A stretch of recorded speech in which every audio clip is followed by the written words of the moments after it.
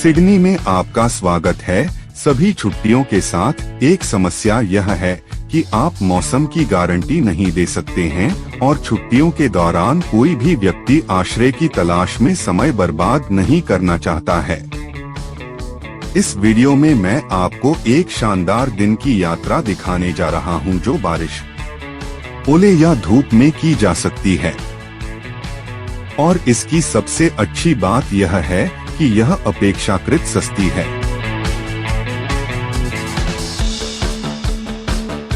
हमारी दिन की यात्रा सिडनी हार्बर से वॉटसन बे तक एक नौका की सवारी है।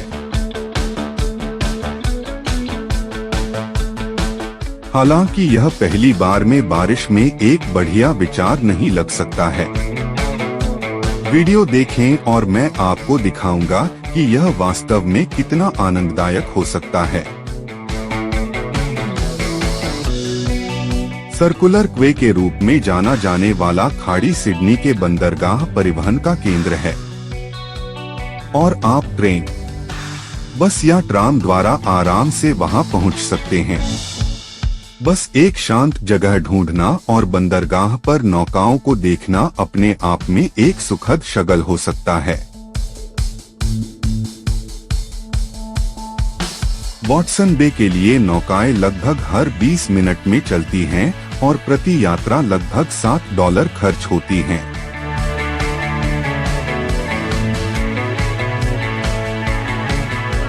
यात्रा के लिए भुगतान करने का सबसे आसान तरीका अपने क्रेडिट कार्ड से भुगतान करना है।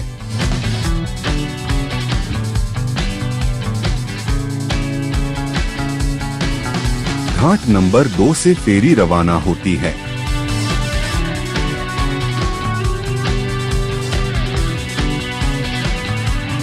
जैसा कि आप देख सकते हैं कि फेरी काफी स्थिर है और सिडनी बंदरगाह बहुत सुरक्षित है।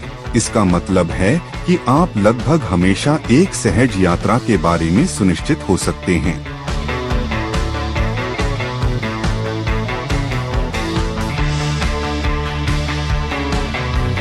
फेरी में बहुत सारी आरामदायक सीटें हैं और ऊपर और नीचे दोनों तरफ बड़ी पैनोरमिक खिड़कियां हैं।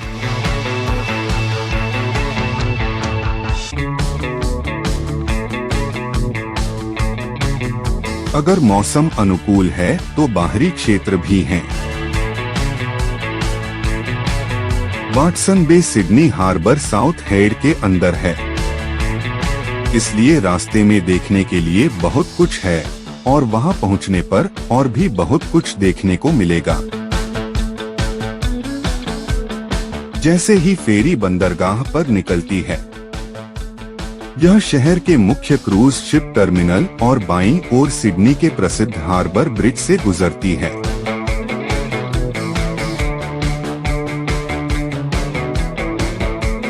पुल का डिजाइन, जो 3700 फीट या 1 किलोमीटर से ज्यादा लंबा और 134 मीटर या 440 फीट ऊंचा है, न्यूयॉर्क के हेल गेट ब्रिज पर आधारित है।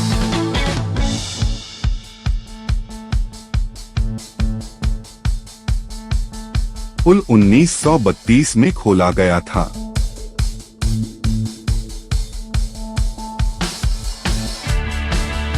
सिडनी ओपेरा हाउस बेनेलॉन पॉइंट पर है, जो फेरी के दाईं ओर है, जो बंदरगाह की ओर मुड़ती है।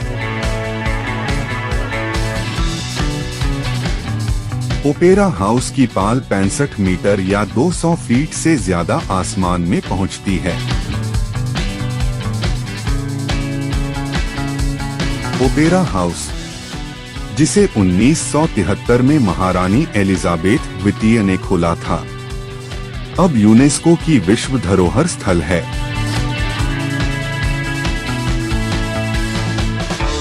आप यहां अक्सर पानी के किनारे सीढ़ियों पर फार सील को बैठे हुए देख सकते हैं।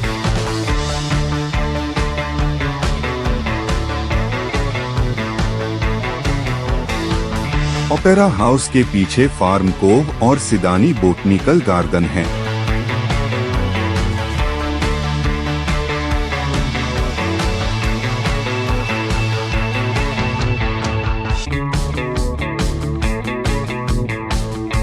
जब सिदानी बसाया गया था तब यही पहली फसलें लगाई गई थीं।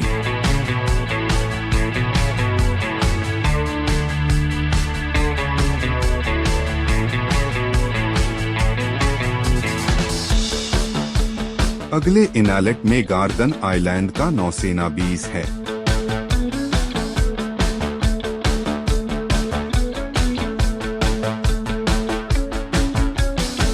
यह 1856 से नौसेना का परिसर रहा है और ऑस्ट्रेलिया का मुख्य नौसैनिक अड्डा है। ऑस्ट्रेलिया में ऑस्ट्रेलिया का सबसे बड़ा मरम्मत डॉकयार्ड है।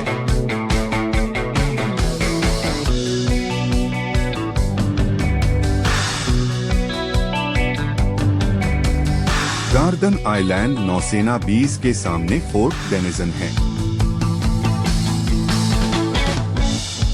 फोर्ट डेनिसन बंदरगाह में एक छोटे से द्वीप पर स्थित है। किले का निर्माण 1841 में शुरू हुआ था, लेकिन 1857 में जैब या पूरा हुआ तो तोपखाने के विकास ने किले को अप्रचलित बना दिया। आप टॉवर को कुछ मामूली क्षति देख सकते हैं जो 1942 में पनादुब्बी छापे के दौरान मित्रवत गोलीबारी के कारण हुई थे। अगला चौड़ा इनलेट, जो वास्तव में जुड़वा इनलेट है, डबल बे है।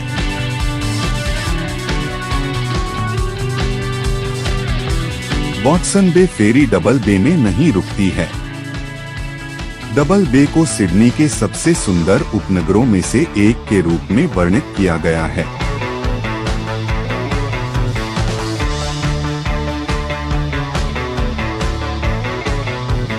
यहाँ से वॉटसन बे तक बंदरगाह का तट ऑस्ट्रेलिया में सबसे महंगी रियल एस्टेट में से कुछ का घर है।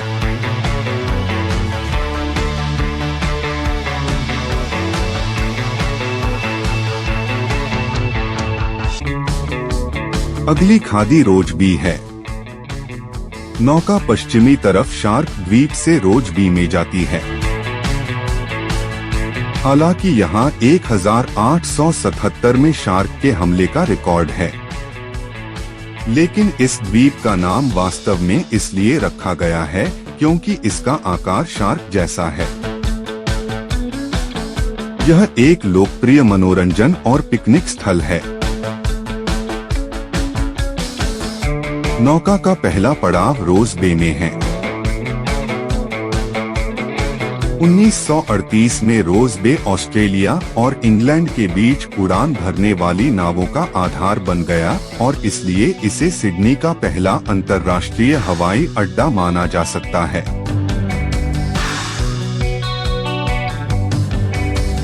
रोज बे अब रोज बे वाटर एयरपोर्ट का घर है और कई छोटे सीप्लेन एयरलाइनों की मेजबानी करता है।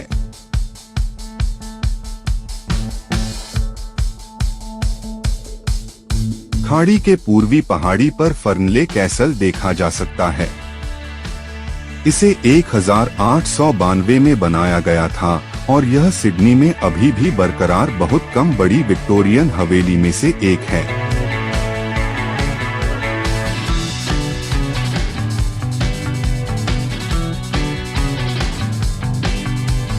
प्रायद्वीप के दूसरी तरफ, जिसे नीलासन पार्क कहा जाता है, बोतासन भी है।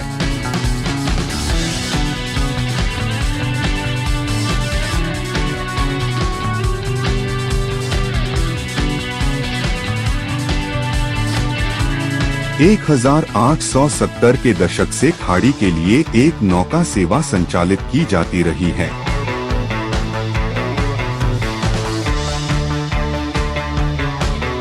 क्रूज के इस हिस्से पर बंदरगाह के मुहाने तक बंदरगाह के नीचे के अच्छे दृश्य हैं। मैनली के दृश्य भी हैं जो एक उत्तरी समुद्र तट उपनगर है और आप पुल और ओपेरा हाउस को पीछे से देख सकते हैं।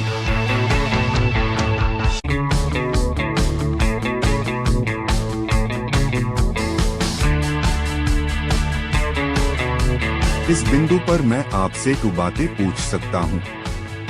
यदि आपके पास कोई अतिरिक्त जानकारी है जो दूसरों की मदद करेगी तो कृपया एक टिप्पणी जोड़ें। और अगर आपको यह वीडियो किसी भी तरह से मददगार लगाता है तो कृपया हमें लाइक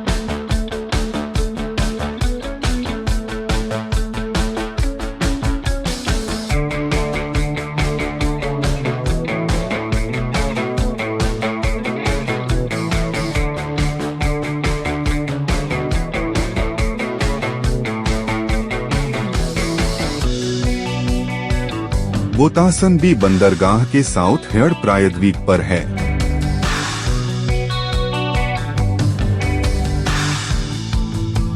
वाटसन्स बे की यात्रा में लगभग 25 मिनट लगते हैं। एक बार जब आप वाटसन बे पहुंच जाते हैं तो किसी भी अत्यधिक शुल्क से बचने के लिए स्टेशन ढूंढना और अपने क्रेडिट कार्ड से टैग करना न भूलें। वाटसन्स बे में खाने पीने की कई जगहें हैं। मुझे जेटी पर डाइनिंग हॉल मिला है जिसमें आउटडोर और इंडोर दोनों तरह की बैठने की जगह है, जो कुछ घंटों के लिए बैठने के लिए एक सुखद और किफायती जगह है। जेटी के लैंडसाइड पर टेकअवे बार में खाना ऑर्डर किया जाता है। जेटी टेकअवे का स्वामित्व प्रसिद्ध डॉयल्स ऑन द बीच रेस्तरां के पास है, जो सिडनी का एक आइकॉन है और यह एक और लेकिन बहुत महंगा डाइनिंग विकल्प है। डाइनिंग हॉल के अंदर बार से पेय ऑर्डर किए जा सकते हैं। डाइनिंग हॉल बंदरगाह पर आने जाने वाले यातायात को देखने के लिए एक शानदार जगह है और अगर मौसम साफ है तो बंदरगाह के नीचे सिदानी के क्षितिज का अद्भुत DRSHY दिखाई देता है।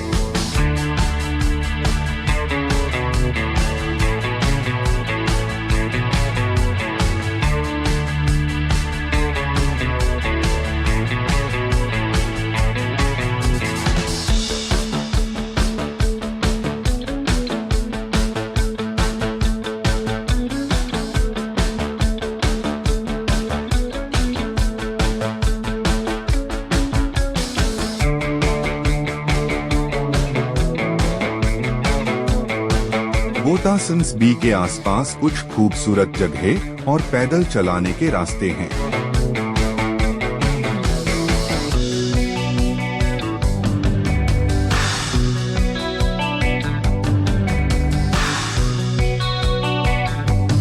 अगर मौसम अच्छा है तो आप बंदरगाह के साथ साथ 3 किलोमीटर या 2 मील से कम की राउंड ट्रिप वॉक कर सकते हैं और सिदानी हार्बर के साउथ हेड तक पहाड़ी पर चढ़ सकते हैं। इसा में लगभग 1 घंटा लगाता है। इसा से नॉर्थ हेड का नजारा दिखता है। इसा से सिदानी गेट की चट्टानों का दक्षिण में नजारा भी दिखता है।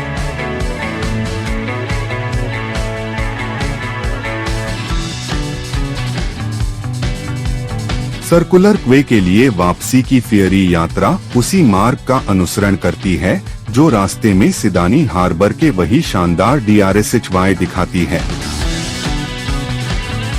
फेरी पार चढ़ने से पहले अपना क्रेडिट कार्ड साथ लाना ना भूलें।